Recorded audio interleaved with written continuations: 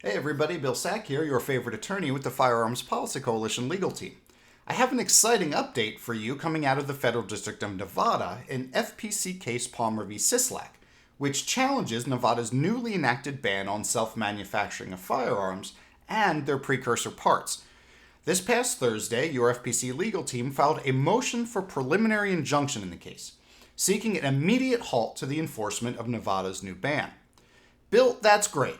But what does that actually mean in English? What is a preliminary injunction, and why do I care? Well, these are great questions. The full process of receiving a judgment on the merits of a case like this can take months, even years. But in the meantime, the law is being actively enforced, resulting in this case in ongoing constitutional injury to our plaintiffs.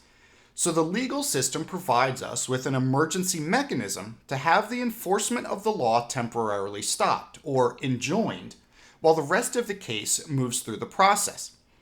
In order to be granted a preliminary injunction, you have to show that your case is likely to succeed on the merits and that you will suffer irreparable harm from the ongoing enforcement of the law if its enforcement is allowed to continue.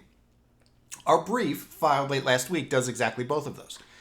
The brief makes clear that rather than enact tailored laws to address the state's interest in reducing crime, or even addressing root causes of violent crime and social ills, Nevada instead enacted Assembly Bill 286, which unconstitutionally violates the rights of all Nevadans to self-manufacture their own firearms and to possess protected firearms in common use.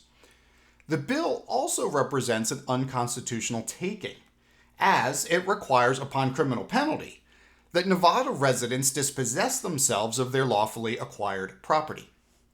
Along with the request for a preliminary injunction, your FPC legal team also filed a motion for expedited briefing schedule and determination, which also argues that the fast tracking of the case is necessary to prevent the unconstitutional enforcement of Nevada's ban and the forced dispossession of plaintiffs' property.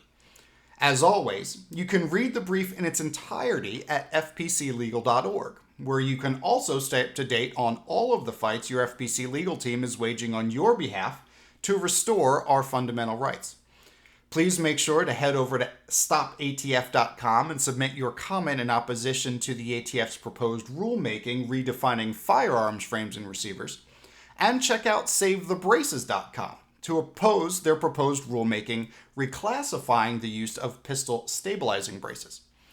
I'm Bill Sack, your favorite attorney with the Firearms Policy Coalition legal team.